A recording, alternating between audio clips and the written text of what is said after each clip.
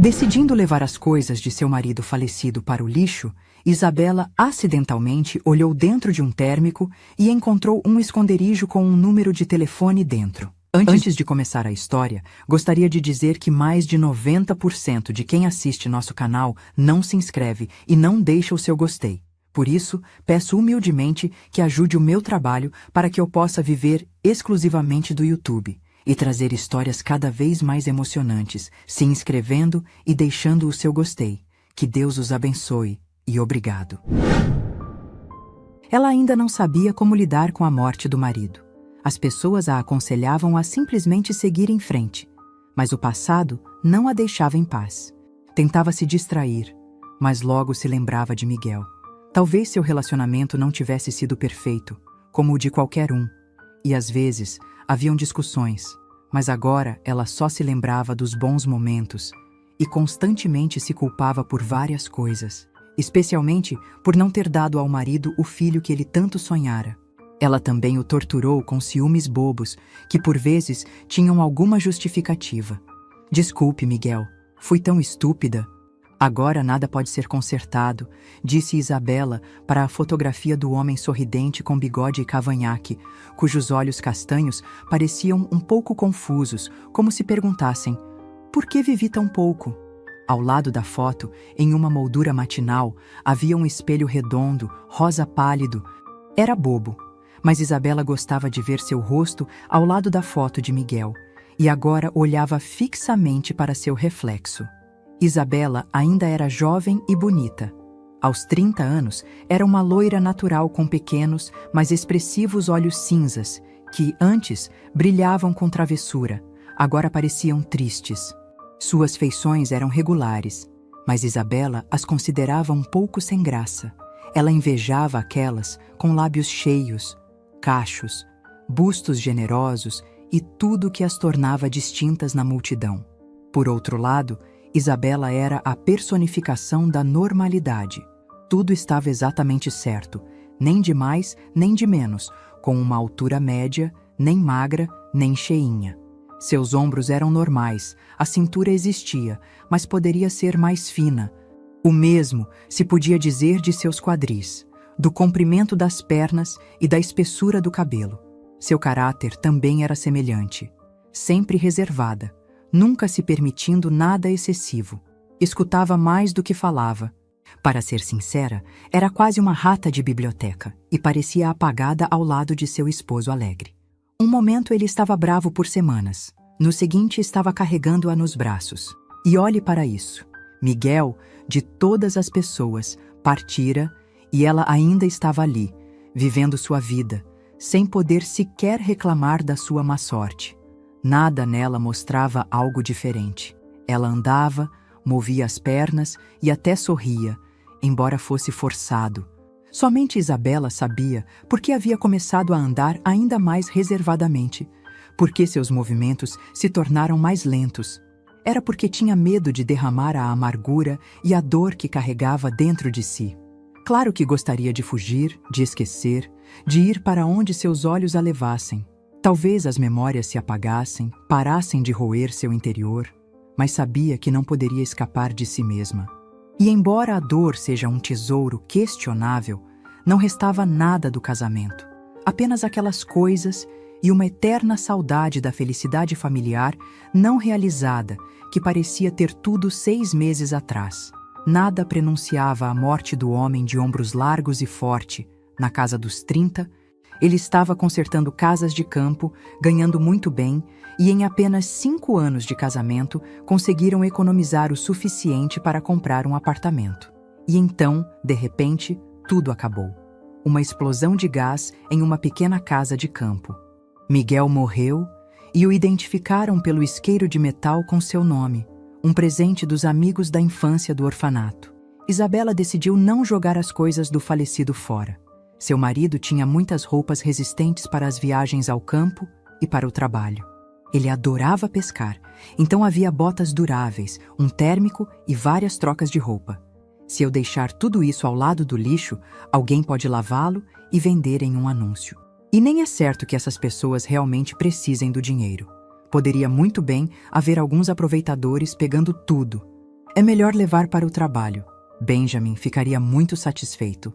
Itens práticos como este são um verdadeiro presente para os desabrigados, pensou Isabela. Talvez a única coisa que a mantinha longe do desespero naquele momento era seu trabalho na organização de caridade para desabrigados. Quando você vê os problemas dos outros, muda seu foco. Não é que você esqueça dos seus, mas dói menos. Ainda há vida, além da sua própria tristeza. Quando seu marido estava vivo, ele muitas vezes provocava Isabela, dizendo que ela não era uma esposa de bilionário, mas que trabalhava em um lugar assim. Ela explicava que poderia não ganhar muito, mas ainda assim era mais do que se tivesse trabalhado como vendedora, como antes. Mas o valor que Isabela trazia para a caridade era imensamente maior do que se aplicasse seus talentos em outro lugar. Era praticamente idealista, uma combinação rara, e encontrar uma pessoa honesta e trabalhadora para tal cargo era mesmo mais raro. Henrique, o diretor, sempre a elogiava. Olhem, aprendam com Isabela. Ela não aborda a tarefa formalmente. Sempre se dá o tempo para entender pessoalmente os problemas e as necessidades. Não se trata apenas de coletar dinheiro e itens. Eles também precisam ser distribuídos da maneira certa, de uma forma que não ofenda as pessoas.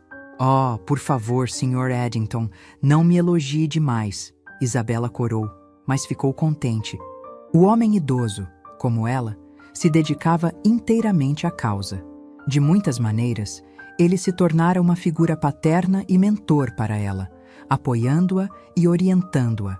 Apenas 2 dias atrás, quase casualmente, ele dissera: ouça, Isabela, esse cara que eles chamam de doutor, bem, é assim que os outros desabrigados o chamam.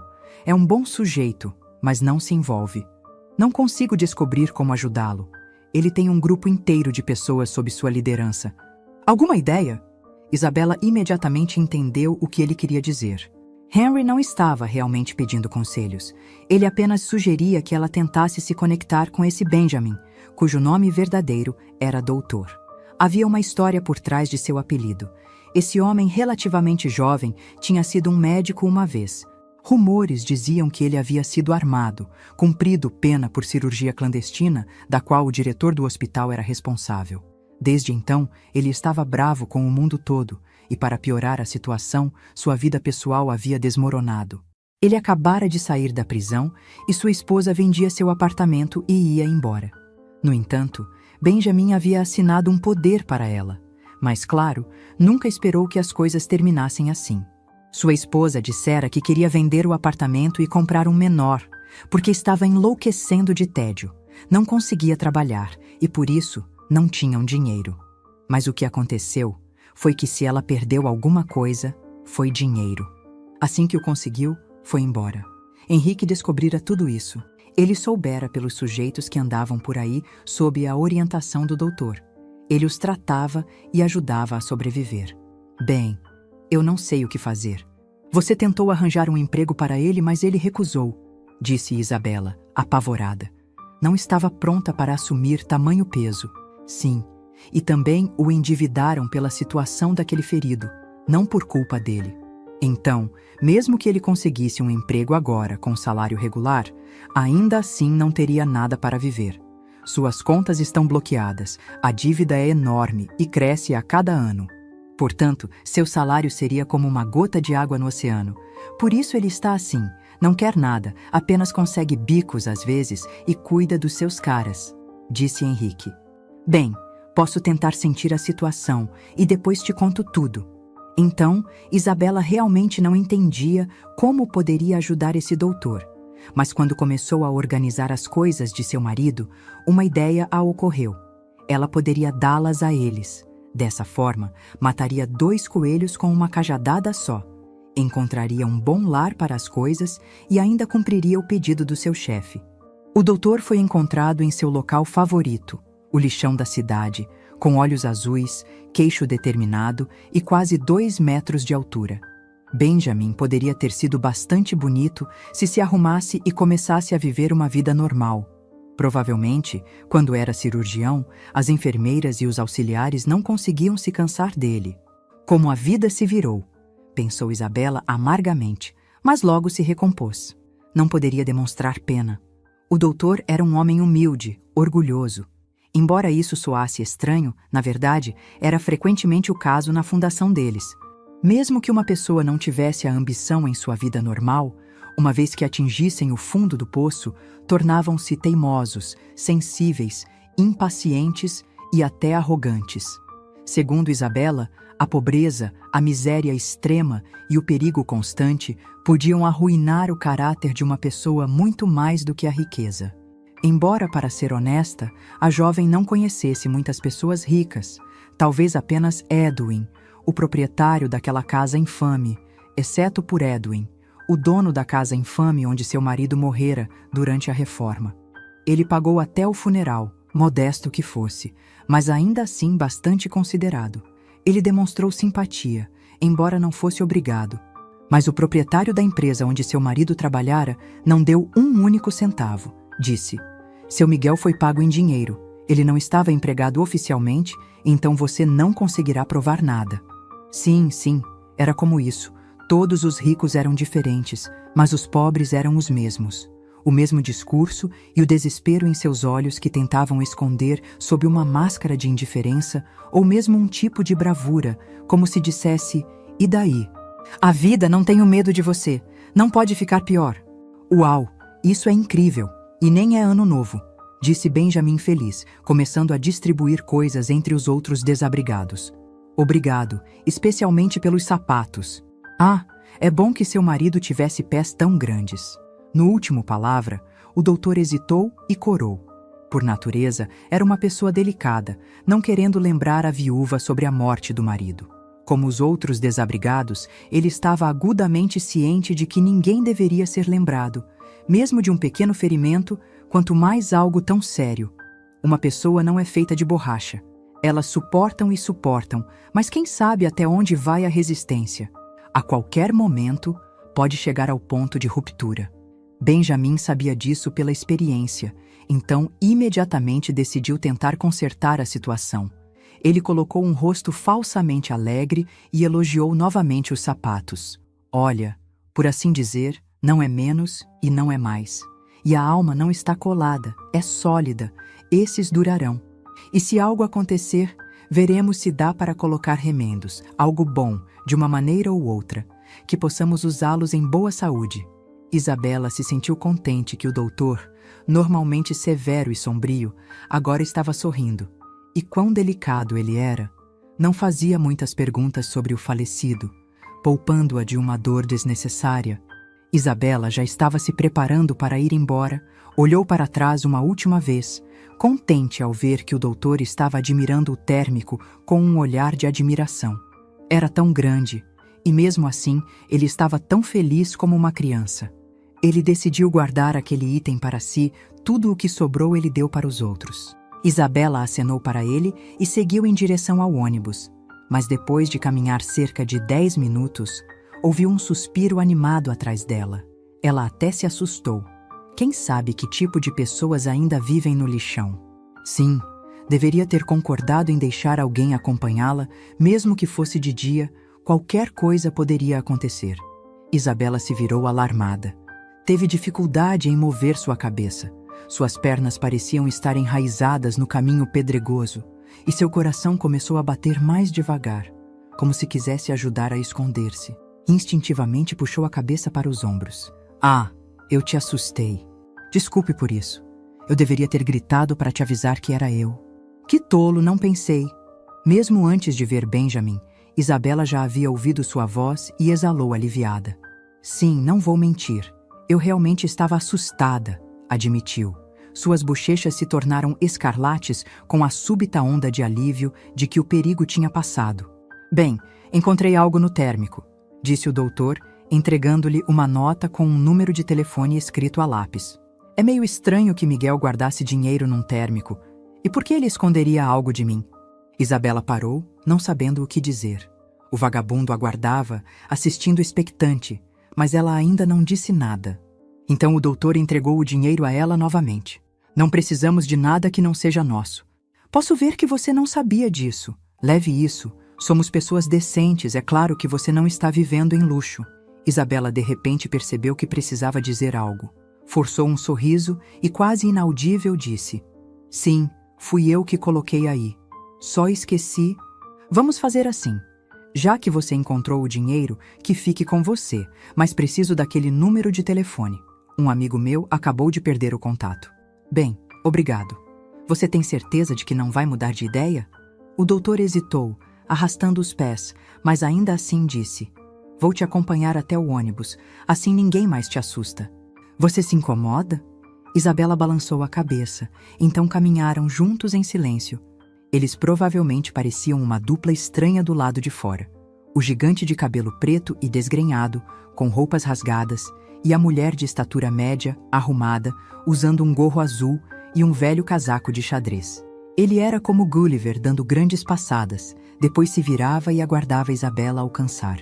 Ela andava com os passos pequenos, desejando poder chorar ali mesmo, por conta da quantia escondida de seu falecido marido. Não podia simplesmente ignorar aqueles números, teria que ligá-los e descobrir algo que poderia ser desagradável ou até aterrorizante, como o fato de que seu marido poderia ter uma amante. A ideia torceu o rosto de Isabela. Mas quando Benjamin perguntou se ela estava bem, ela apenas respondeu que não gostava da chuva de outono, enquanto pensava consigo mesma que não gostava de surpresas secretas, especialmente quando não havia mais ninguém no mundo de quem elas pudessem ser descobertas. Quando chegou ao ônibus, explodiu em lágrimas. Uma senhora idosa, que estava acompanhando-a, interpretou a situação à sua maneira. Sabe, às vezes os homens caem baixo. Você não pode ser responsável por ele. Ele fez sua escolha. Esse não é meu marido, disse Isabela, chorando ainda mais ao pensar em Miguel e no fato de que nunca o teria de volta. Ah, e ele nem casou contigo e recebeu o que merecia. Um bumerangue o acertou bem onde dói, disse uma vizinha gorda, fazendo uma pausa com um sorriso triunfante, como se tivesse confirmado a existência da justiça no mundo.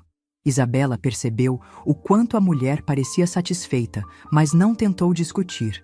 O importante agora era que todos entendessem por que estava chorando, para que não precisasse mais reprimir suas emoções. Faltavam apenas 15 minutos para o trabalho, mas, por alguma razão misteriosa, o ônibus estava pegando todos os possíveis engarrafamentos e parando em todos os semáforos longos, que só recebiam o vermelho sem exceções. Os semáforos pareciam dragões malignos, conspirando para prolongar as memórias que inundavam sua mente com o pisca-pisca dos olhos vermelhos. Isabela deveria ser feliz. Tinha que ser. Pelo menos era assim que sua mãe pensava. Isabela nada sabia sobre seu pai.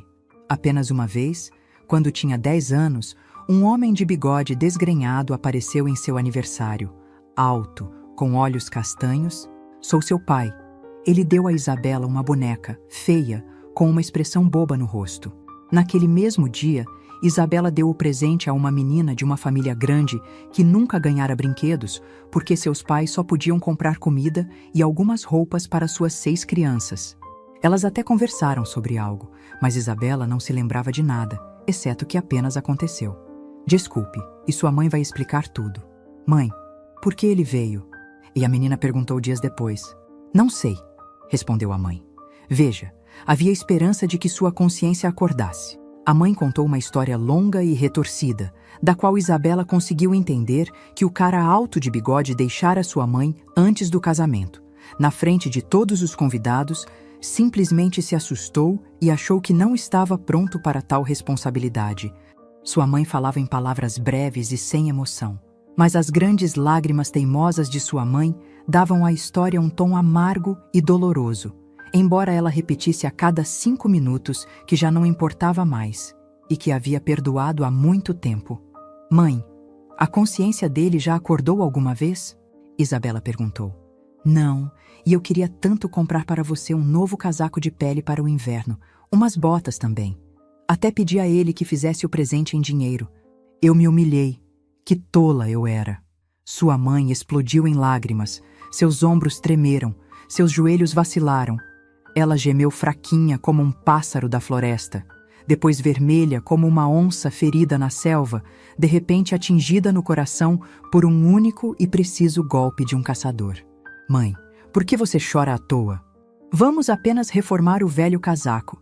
Não é grande coisa e vamos dar um jeito nas botas. Tia Lilian disse que a filha cresceu e provavelmente venderia em uma liquidação. Isabela falava sobre a vizinha que morava um andar acima. Sua filha era um ano mais velha. Lilian frequentemente lhes vendia grandes itens desnecessários por um preço que se poderia chamar de barganha. Sua filha tinha um monte de parentes que adoravam dar presentes, então nunca faltava posses. Desculpe, você está certa, não vou mencioná-lo novamente. Nunca, disse sua mãe. Você é minha única filha. E foi isso. Seu pai nunca mais apareceu em suas vidas e sua mãe nunca mais falou dele. Isabela nunca perguntou. Quando Isabela completou 16 anos, se apaixonou por um estudante de primeiro ano do curso noturno. Miguel estava planejando continuar seus estudos naquela época, mas depois desistiu e decidiu que ganharia mais se entrasse em uma equipe de reparos. Ele não tinha parentes, cresceu em um orfanato. Então, não era surpreendente que escolhesse o dinheiro rápido e seguro em vez das incertezas de uma carreira. Ela era uma boa garota, não se permitindo nada excessivo, exceto alguns beijos bastante inocentes. Lembrou-se de que um homem poderia fugir até mesmo antes do casamento. Portanto, imediatamente avisou a Miguel que tudo aconteceria somente após a cerimônia. Isabela, você é tão antiquada, fora de moda. E se eu não gostar de algo ou você? Miguel disse diretamente. Bem, se você está na dúvida, não case comigo. Eu espero por minha pessoa. Isabela estava muito assustada naquele momento, com medo de perder Miguel. Estava apaixonada, a ponto de perder a respiração.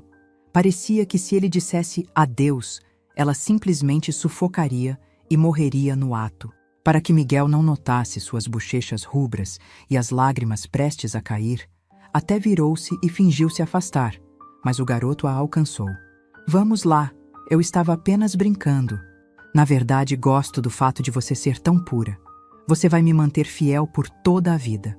E você a mim também? Isabela disse ingenuamente, e ele riu de um jeito que a deixou desconfortável. Ela até perguntou o que havia de tão engraçado no que tinha dito, mas Miguel não explicou. Sua mãe não gostava muito dele. Querida, não estou tentando interferir em sua vida, mas há algo escorregadio em Miguel, meio arrogante. Não sei como explicar.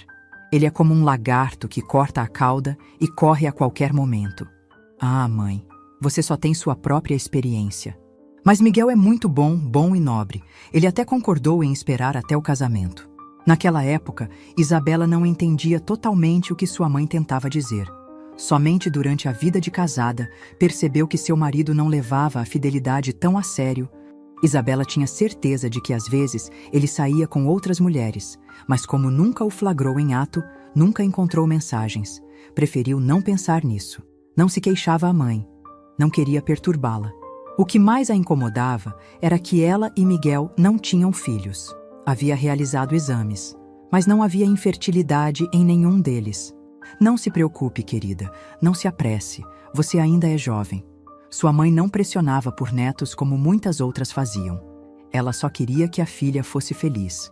E Isabela também queria muito que sua mãe encontrasse a felicidade. Mãe, você ainda é jovem e pode se casar. Na nossa época, você seria uma noiva perfeita, e que beleza você é! A mãe apenas sorriu, brincando que se Deus a poupou e a manteve livre de um casamento, isso significava que não era seu destino.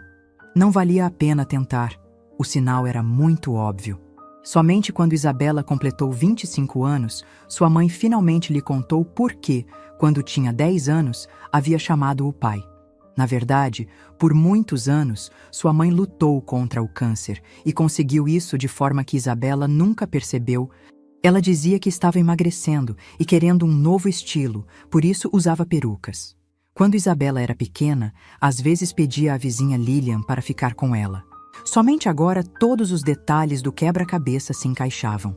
Sua mãe quase morreu naquela época. Aceitou cirurgia, mesmo que suas chances fossem mínimas, e sobreviveu. Talvez isso também tenha sido porque o pai de Isabela se comportou de maneira tão irresponsável, sem oferecer esperança ou ajuda. Ele realmente compareceu ao funeral da mãe, embora Isabela não tivesse dito nada a ele. Ele apenas proferiu algumas palavras gerais sobre amar a filha, não importa o quê, mas que o destino se desenrolara assim. Não deixou um número de telefone, não ofereceu ajuda. Ele foi fiel ao seu caráter. 1 ano depois, Miguel disse: "Estava pensando, você tem algumas economias, certo? Por que estamos apertados neste apartamento de 1 quarto que o governo me deu? Vamos vender nosso lugar e juntar nossas economias para comprar um bom apartamento de 3 quartos. Eu realmente espero que tenhamos filhos algum dia." Ele propôs. "Bem, ainda não estou pronta para isso. Você tem certeza de que ficaremos juntos para sempre e não terminaremos separados depois?"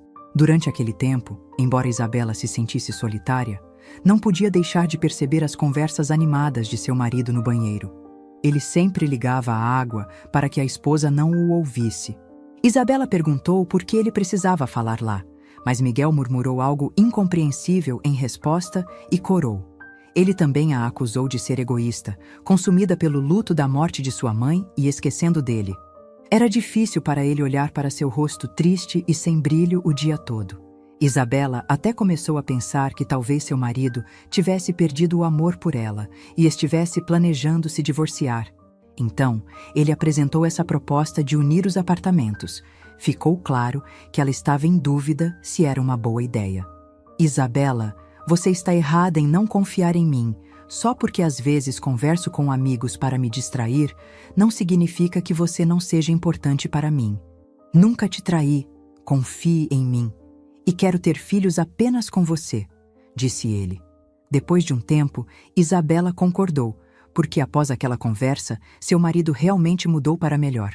Ele se tornou mais atencioso, parou de se trancar no banheiro para conversar, começou a rir mais e voltava para casa todas as noites.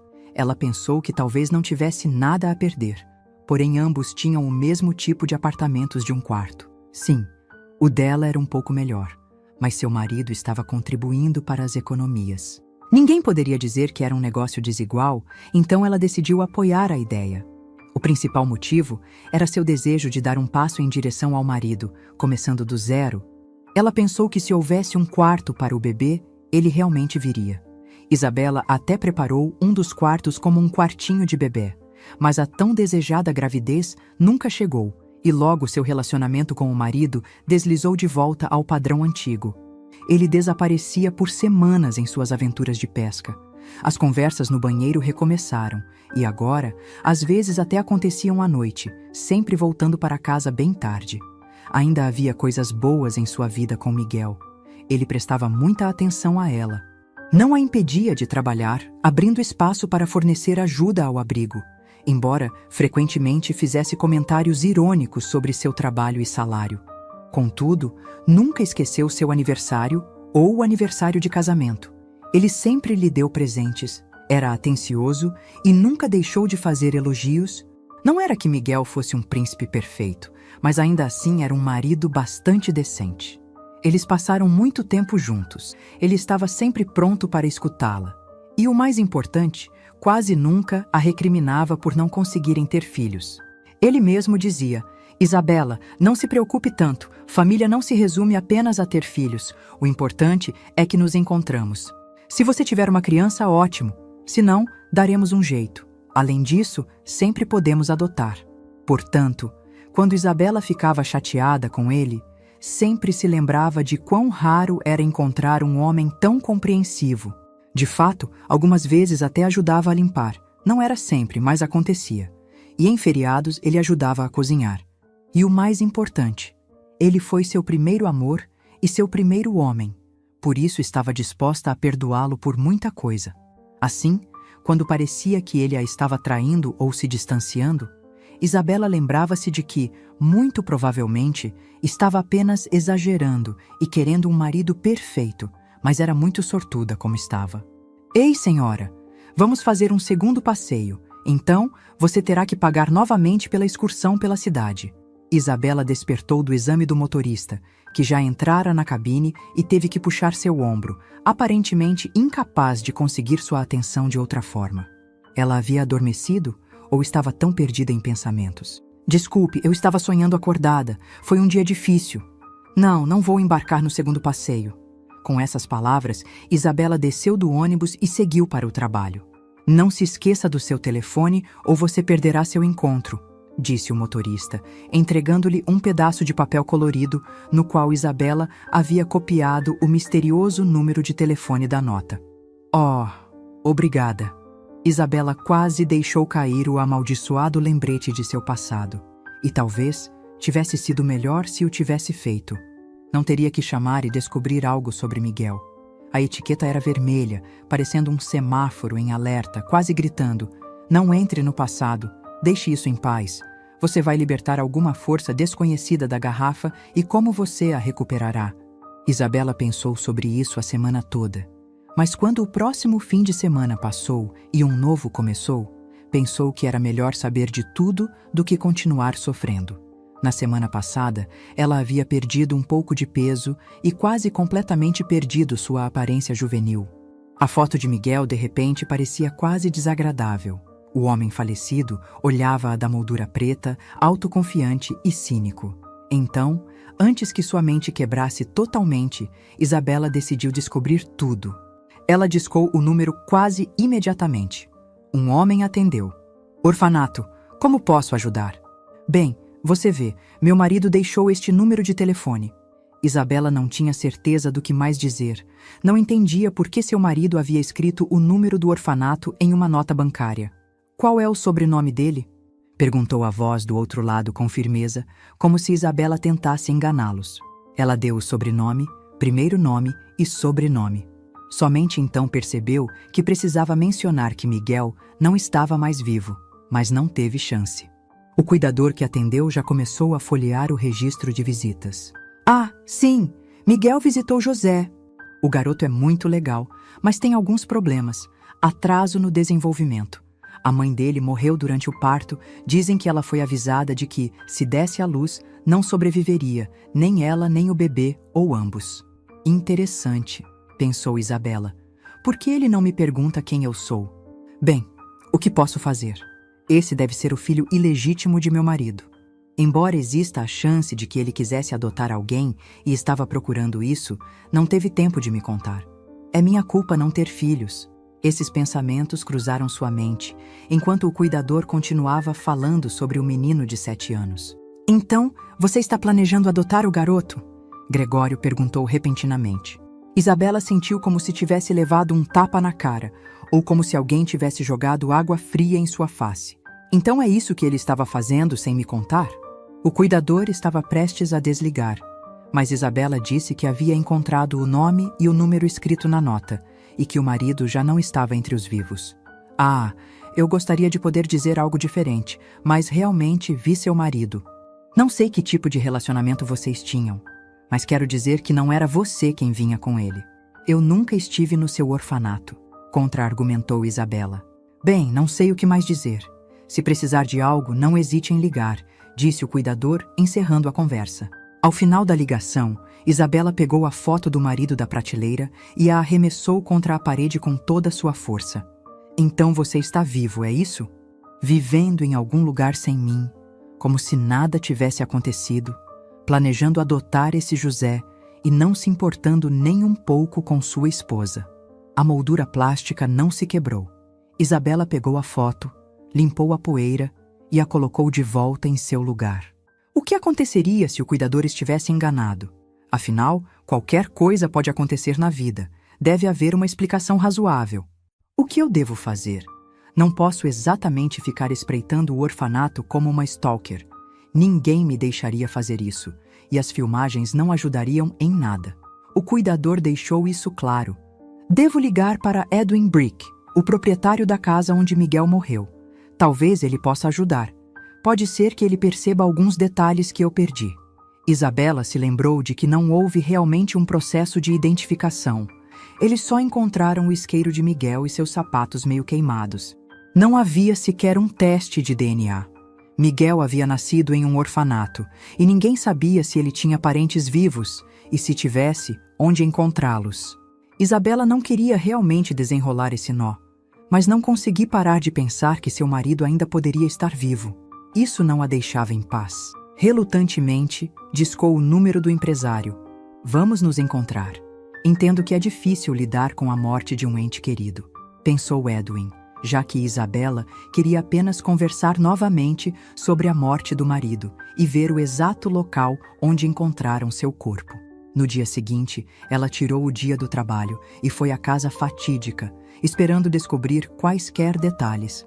Sr. Brickman, não quero rodeios. Você deve saber o que me trouxe aqui.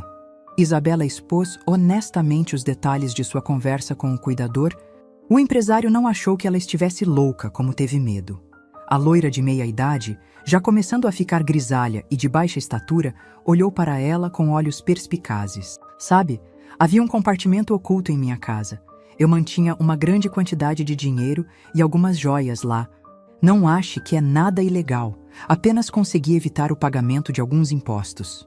O coração de Isabela disparou em pânico. Era a última coisa que precisava. Seria possível que seu marido tivesse fingido sua própria morte, furtado essa riqueza e agora estivesse vivendo à toa com uma amante, esquecendo-a? Ela acidentalmente pensou em voz alta, mas percebeu muito tarde. Edwin já tinha ouvido e respondeu: Você sabe, não está claro se a explosão foi acidental? Encontraram algumas joias que estavam derretidas, mas nenhum dinheiro. Mas isso é compreensível. Notas de papel simplesmente queimariam. Não sei se Miguel estava envolvido. Acho que ele poderia ter encontrado o compartimento durante a reforma. Mas se meu marido está vivo, então quem morreu? Isabela quase gritou. Não sei. Os parceiros dele estavam ausentes naquele dia. Ele trabalhava sozinho, disse o proprietário, dando de ombros. Combinaram de manter contato se algo mais vier à mente. Isabela voltava para casa em um estado de histeria. O passado não havia apenas deslizado silenciosamente para fora de seu buraco como uma cobra venenosa, mas a atacara como uma matilha de cães raivosos. Poderia ser que Miguel não era apenas um traidor que a decepcionara como mulher, mas também um ladrão e um escroque? Ela mal conseguiu dormir durante aquela noite, se debatendo de um lado para o outro na cama. Então levantou, virou a foto do marido de face para baixo, mas os pesadelos a atormentaram. Em seu sonho, Miguel sorria de forma maliciosa e a empurrava para um buraco. Ela caiu, ouvindo sua risada zombeteira. Isabela acordou com o telefone tocando. Sim, quem é? E ainda aturdida. Não percebeu de imediato que era o cuidador ligando novamente. Desculpe incomodar, mas José teve um colapso nervoso ontem à noite e o pai não apareceu. O menino precisa urgentemente de ajuda. Entendo que você tem um relacionamento complicado com seu marido e até disse que ele estava morto para você. Mas estou preocupado com a criança, disse Gregory apressadamente, sua voz cheia de preocupação. Escute, se Miguel aparecer, me avise. Eu conversarei com ele. Tentarei convencê-lo a ajudar José. Isabela decidiu não repetir que ela não havia inventado a morte de Miguel. E não era que Miguel tivesse hipoteticamente morrido para ela, pois tinha estado no seu funeral. Isabela despejou algumas gotas calmantes em seu chá e começou a se preparar para sair para o trabalho. Não havia realmente como tirar mais um dia de folga. No ônibus, seu telefone tocou novamente. Isabela atendeu relutantemente. Ultimamente, as ligações haviam estado inquietantes. O que mais poderia estar à sua espera? Pensou. Dizem para não mexer em vespeiro quando está quieto. Por que diabos eu liguei para aquele número? Ah, Isabela? É Edwin Brickman, o dono da casa que seu marido roubou. A voz do proprietário, de repente, tornou-se excessivamente familiar. Seu tom era ameaçador e desdenhoso. O que mais ele aprontou? O coração de Isabela desceu ao estômago. Já trocamos por nomes agora? Disse Isabela confusa. Não entendia por que essa pessoa tinha a audácia de falar com ela de maneira tão desrespeitosa. Isso a irritou. Posso te chamar de você, se preferir. Olha, eu descobri tudo. Você e Miguel me enganaram e vieram ver se eu descobri alguma coisa. Você vai pagar pelos atos de seu marido e eu vou te expulsar do apartamento. Então sim, você já pegou a ideia, gritou o empresário. Não tirei nada, nem sei se Miguel está vivo, murmurou Isabela. O rosto ficando manchado de vermelho, ela até pediu ao motorista para parar o minibus e desceu. Caso contrário, teria sufocado, não se importando se era por raiva ou medo. Olha, se tudo isso for verdade, encontre Miguel, devolva o dinheiro e você terá seu apartamento de volta, disse Edwin. Mas isso é ilegal, Isabela gaguejou. Naquela mesma noite, 2 homens grandes chegaram e simplesmente a jogaram para a rua. Eles não a deixaram levar seu passaporte ou as pequenas economias que tinha até que assinasse um documento afirmando que estava desistindo voluntariamente do apartamento. Ela se lembrava vividamente de um moreno careca, com dentes tortos e tatuagens, que a ameaçou mostrando uma seringa e sussurrou em seu ouvido: "Aqui, se não quiser cooperar, basta uma injeção e você terá um ataque cardíaco, e nós forjaremos sua assinatura de qualquer jeito. Você não tem parentes. Nós verificamos, e isso é bom para vocês." A situação a aterrorizou. Estava abalada com todas as informações sobre seu falecido marido, e então isso aconteceu. Ela assinou os documentos quase em um estado de torpor, como se estivesse sonhando. "Senhor Eddington, posso ficar no trabalho por um tempo? Estou passando por uma situação difícil." Isabela não teve coragem de contar a ele que estava sendo seguida. Seu chefe não poderia ajudar de qualquer forma, e ela fora avisada de que suas conversas estavam sendo monitoradas. Se dissesse algo a alguém, isso apenas tornaria as coisas piores. O capanga até insinuou que havia problemas que ela nem mesmo percebia. "Isabela, você sabe como me sinto por você, certo?" Seu chefe limpou a garganta e corrigiu-se. "Quero dizer como me sentia. Não sei por que você pegou o dinheiro, mas não vou denunciá-la à polícia. Vai ser difícil resolver isso. O valor é bastante alto, mas por respeito a você, tentarei fazer parecer um acidente. E ainda assim, você terá que se demitir", disse Henry, nervoso, com as mãos tremendo. "Senhor Eddington, sim, eu sei que não pode me ajudar, mas de fato não peguei nada." Isabela começou a chorar e logo se lembrou de que os capangas também pegaram a chave do cofre do trabalho. Ela estava até preocupada com a mesma chave. Era isso que eles planejavam. De fato, eles a incriminaram em todos os ângulos. É claro que o chefe estava tão certo de que ela havia pegado o dinheiro porque ele mesmo não tinha pegado nada, e a contadora estava em uma viagem de negócios em outra cidade. Somente havia uma opção restante. Se Isabela tentasse explicar tudo como realmente estava, soaria muito fantástico. Afinal, dizem que a vida não parece tão estranha e ilógica como a verdade, e agora Isabela estava sentindo isso na pele. "Isabela, ouça. Não vou deixar uma má impressão em seu registro de trabalho. Não vou denunciá-la.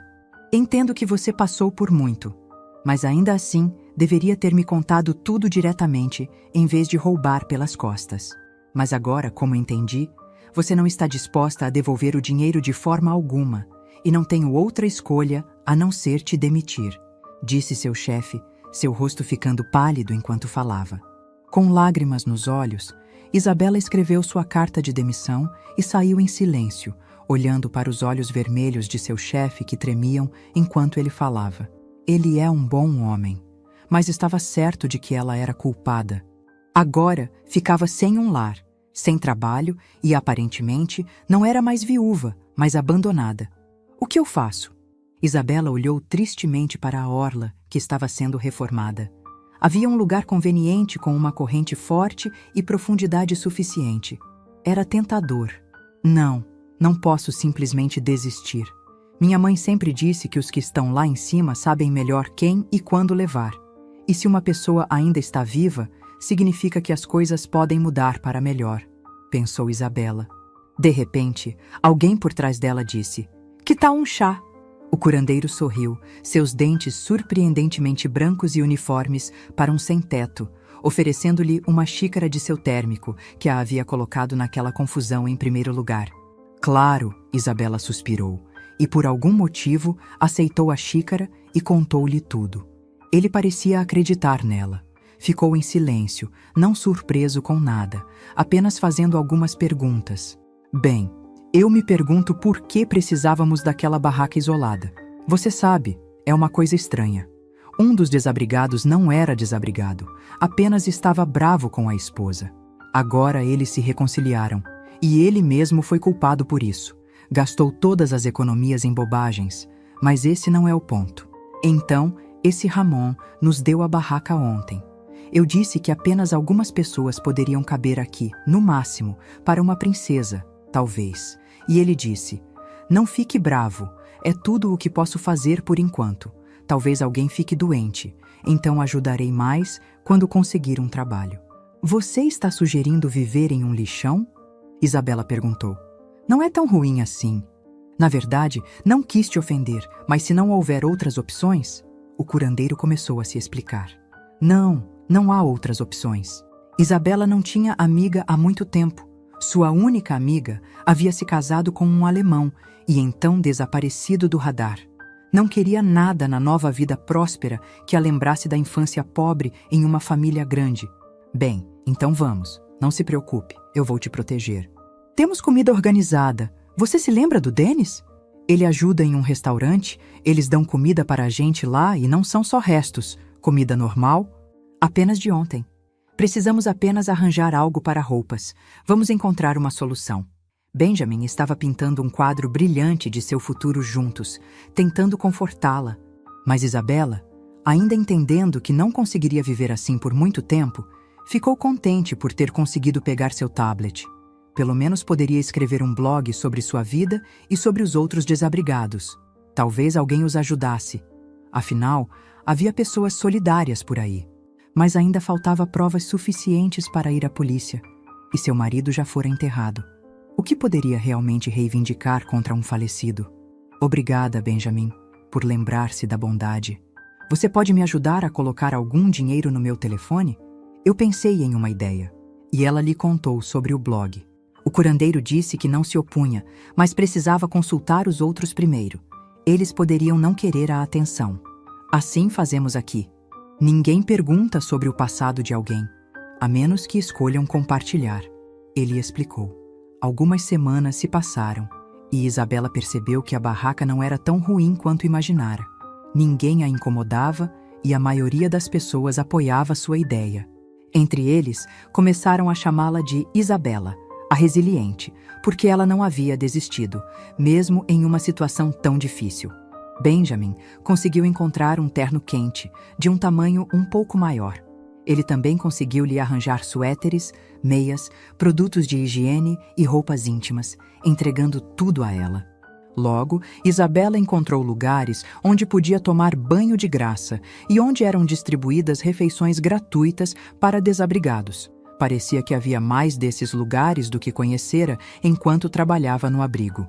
Os desabrigados iam e vinham sob a orientação do curandeiro. O princípio da ajuda mútua funcionava. Se alguém conseguisse alguma coisa, compartilhavam com os outros. O blog de Isabela ganhava muito pouco dinheiro. Ela ainda não havia conseguido ganhar $10, mas dava a ela algumas perspectivas e um senso de segurança. Não poderia ser apagada em silêncio mais. Se seus inimigos tivessem essa ideia, ao menos Isabela esperava que assim fosse. Isabela, precisamos da sua ajuda aqui, disse Geraldo quando um casal que ele pedira ajuda simplesmente ignorou. Ele até tirou uma foto daquelas pessoas. Você os conhece? O curandeiro mostrou a foto de um moreno de braços largos que sorria para a câmera com um olhar que dizia: "O que você vai fazer a respeito?"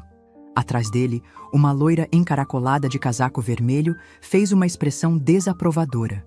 O coração de Isabela começou a bater rápido. Passou a se sentir sem ar, pediu água e, quando recuperou a compostura, disse: "Esse é Miguel." O curandeiro franziu a testa. "Ok, então me ajude a cuidar de Geraldo.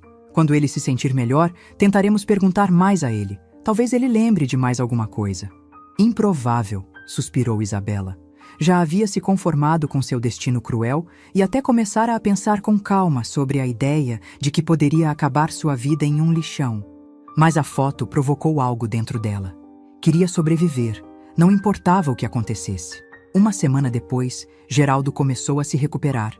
Acontece que ele havia anotado as placas dos carros que o atropelaram. E alguém do grupo do curandeiro tinha conexões que ajudaram a descobrir o endereço do proprietário do carro. Ou melhor, a proprietária era a loira no casaco vermelho. "Vou lá e converso com ele", disse Isabela. "Talvez eu deva", sugeriu o curandeiro. Quando ela firmemente recusou, ele acrescentou que não interferiria, mas se precisasse, tinha apenas que dizer a palavra, e Benjamin faria tudo o que ela pedisse. "Obrigada. Não sei nem por que vocês fazem tanto por mim. Devo ser um peso, ocupando a barraca VIP." Isabela sorriu. "Você é nosso amuleto da sorte. Além do mais, lembramos da bondade.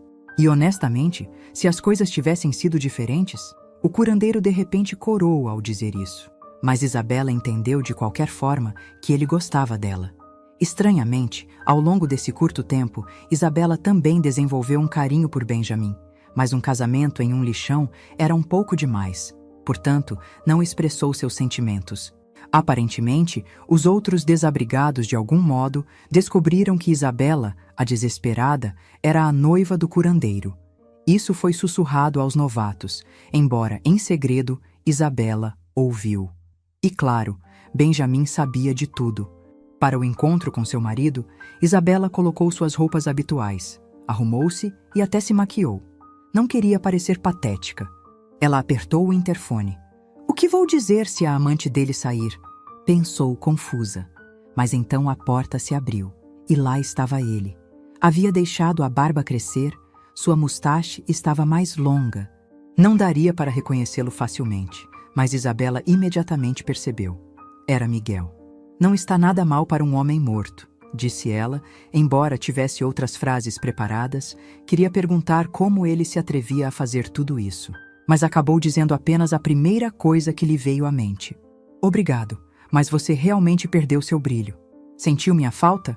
Miguel nem tentou se explicar, apenas perguntou. Então, onde eu errei? Como você me encontrou? Alguém mais sabe? Ah, então é isso que te preocupa, sua segurança? Você sabe que estou vivendo em um lixão agora. Ela explicou como tudo havia acontecido com o apartamento. Bem, é uma pena que as coisas tenham se desenrolado assim, mas por que foi até Edwin? Você contou tudo para ele. Deveria ter ficado calada, tudo estaria bem. Mas agora, desculpe, não posso ajudar. Estou morto e tudo está ótimo do outro lado. Miguel riu. Ele explicou que não pretendia revelar-se. Então seu apartamento compartilhado não era mais sua preocupação. Bem, eu te amava, e então descobri que aparentemente você tem um filho. Você sabe que José está em perigo. Ele tem ataques de pânico. Seu cuidador me ligou. Ela explicou que havia encontrado o número no térmico por meio dos desabrigados. Oh, interessante. Sim, José é meu filho, e a mãe dele, e minha atual, não é a única. Eu não fui fiel a você. Não se surpreenda, você estava bem com isso. Eu trouxe dinheiro para casa e não te incomodou muito. Você simplesmente me deixou em paz.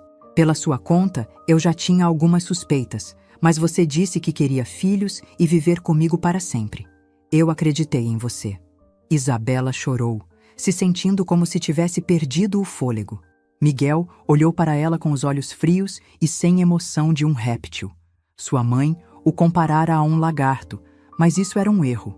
Ele era um crocodilo, devorando tudo e não percebendo. Escute, Isabela, amanhã eu vou embora para não te incomodar. Apenas aceite seu destino amargo. Talvez em algum momento eu quisesse viver com você para sempre, mas essa era minha opção de refúgio. Desculpe, mas quando encontrei aqueles objetos, percebi que havia maneiras muito melhores de viver. Agora não preciso ver seu rosto triste ou fingir ser o marido perfeito. Eu posso viver como quiser, e isso é felicidade. Com essas palavras, Miguel soprou um beijo irônico no ar e bateu a porta na cara dela. Benjamin saiu da escuridão. Isabela, você quer que eu dê um jeito nele? Não, Benjamin. Eu acho que pensei em algo melhor. Ela apontou para um pequeno gravador em forma de medalhão que seu chefe havia dado a ela em um evento corporativo. Era prático se precisasse gravar uma entrevista com um morador de rua e tinha uma bateria que durava muito. Você quer dar essa gravação para Edwin? Perguntou Benjamin. Não, eu lhe darei o endereço.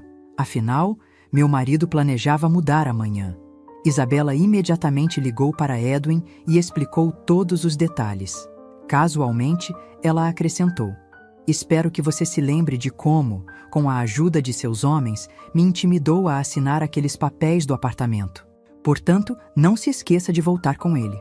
Se eu descobrir onde Miguel está, vou garantir que a justiça seja feita e pare de se sentir tão ofendida. Você ainda está viva, não está? Respondeu Edwin audaciosamente. E roubar dinheiro de mim no trabalho é apenas desprezível, disse Isabela. Bem, isso era só um seguro. Você nunca sabe o que esperar de casa. O mundo é traiçoeiro. Edwin respondeu de maneira indiferente. Sim, especialmente se você for um criminoso. Não seja rude, hein? Não sou sempre tão gentil, avisou Edwin. Eu não vou. Já estava registrado no gravador. Isabela disse quando ele desligou. Ela não estava falando em viva voz à toa. Edwin Brickman chegou apenas 20 minutos depois. Então ela e o curandeiro tiveram o prazer de assistir enquanto os capangas amarravam Miguel. Ele gritou, resistiu e berrou que todo o dinheiro estava com Isabela. Ele armou uma armadilha para nós. Pare de mentir, ela está vivendo em um lixão.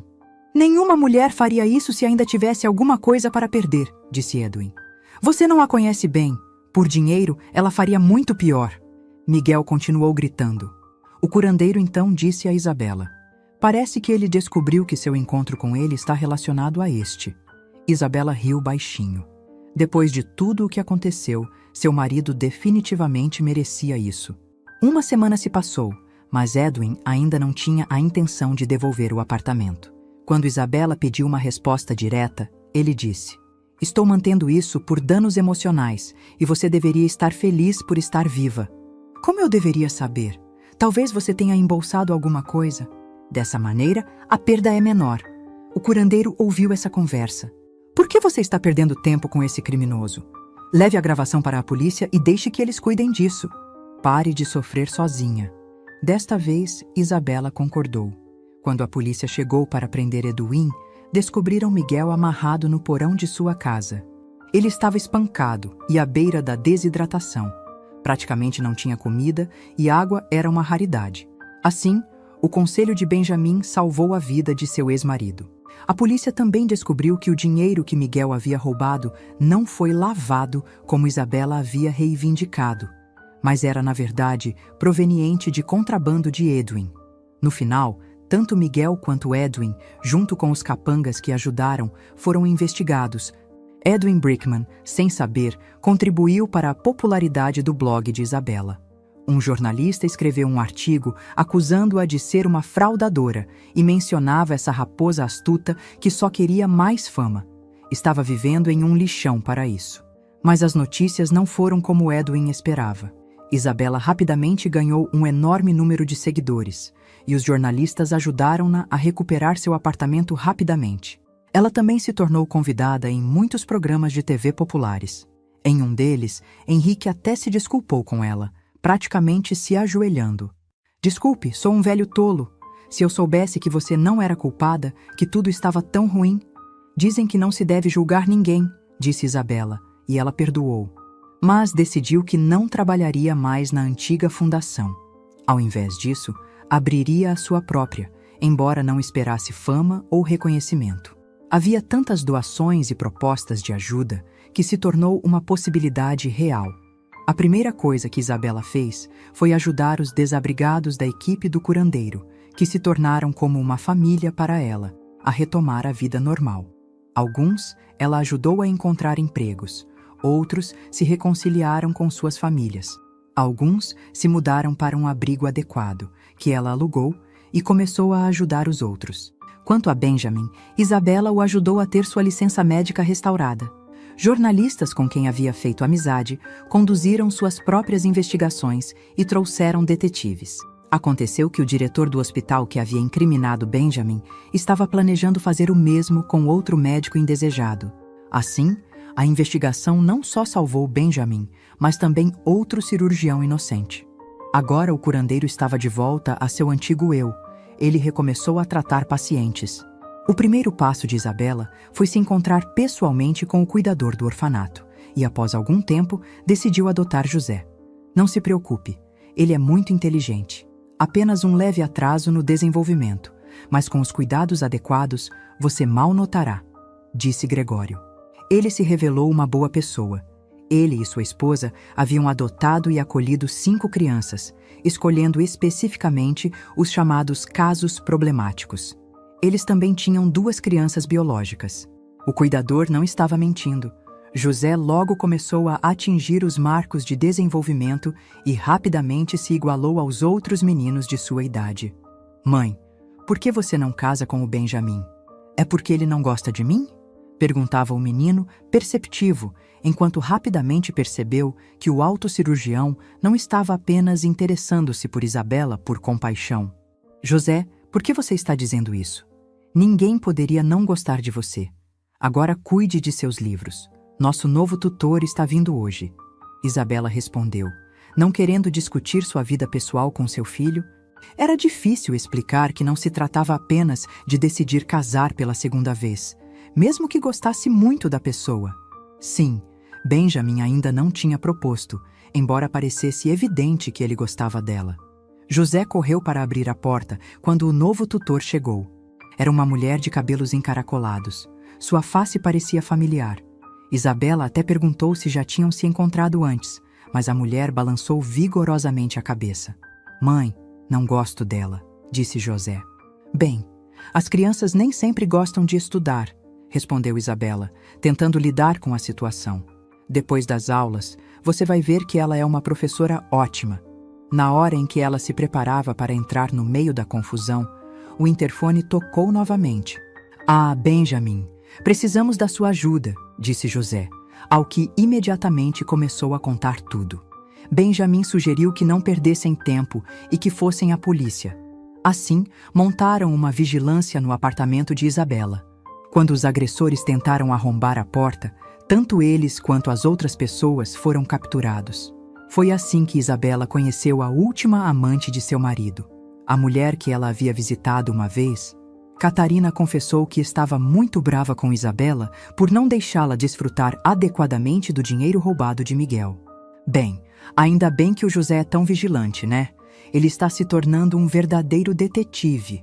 Benjamin levantou o garoto em seus braços, enquanto José, então, olhava para Benjamin com um semblante curioso. Benjamin, você veio aqui para se propor à mãe? Indagou o menino abruptamente. O que te faz pensar isso, garoto? Benjamin ficou encabulado. Você não vem com um buquê tão grande sempre. Parece que está segurando uma caixa no bolso. Você está certo. Eu realmente planejava me propor, disse Benjamin, ruborizando. José começou a entrelaçar os dedos. Você vai mesmo se casar com ela, né? Diga que vai sim, porque você e a mamãe merecem ser felizes. Claro, que remédio! Isabela sorriu ao ver a confiança do filho. Benjamin teve que conseguir um tempo. Sim, agora que fui exposto, definitivamente preciso de mais tempo para organizar as coisas. Você também precisa de um tempo. Ele olhou para Isabela, que corou. Por fim, Isabela respondeu que estava tudo bem, enquanto seu coração acelerava. Tudo na vida tomava um novo rumo. Com um sorriso no rosto e a alegria nos olhos, a nova vida estava se formando na frente dela, com um futuro brilhante ao seu lado e a possibilidade de uma nova família. A vida que ela estava prestes a compartilhar com Benjamin e José prometia ser repleta de felicidade e aventuras.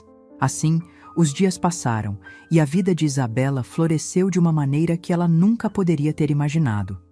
Miguel havia se tornado uma memória que gradualmente se apagava, enquanto ela fazia novos amigos, ajudava os desabrigados através do seu trabalho na nova fundação e trazia alegria e esperança para aqueles ao seu redor. Isabela frequentava a escola do José, envolvia-se nas atividades da comunidade e ajudava outros a encontrarem um caminho melhor. O apoio que ela e Benjamin tiveram um ao outro na criação de José fez com que ambos se vissem não apenas como parceiros, mas como uma verdadeira equipe.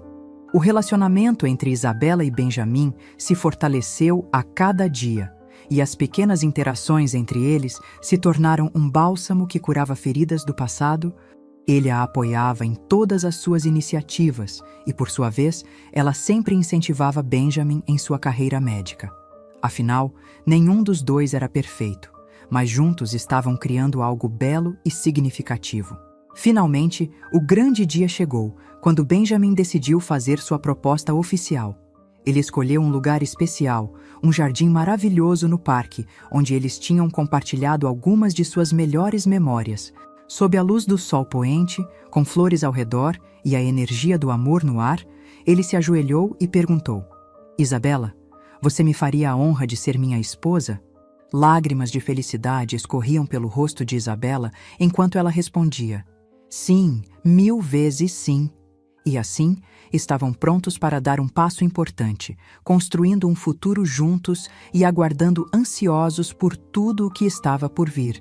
Não apenas como um casal, mas como uma família unida, cheia de amor, resiliência e esperança. O dia do casamento, cercados por amigos e entes queridos, foi um verdadeiro espetáculo. Isabela usou um vestido branco que a fazia parecer uma deusa, enquanto Benjamin a admirava com orgulho e amor nos olhos. E quando os votos foram trocados, ficou explícito que estavam prontos para enfrentar qualquer desafio que a vida lhes apresentasse, juntos. Com o tempo, Isabela e Benjamin construíram um lar feliz, e José cresceu em um ambiente cheio de amor. Isabela sabia que, embora as marcas do passado nunca desaparecessem completamente, as memórias dolorosas agora eram apenas pequenos ecos, envoltos em um novo amor e novas oportunidades.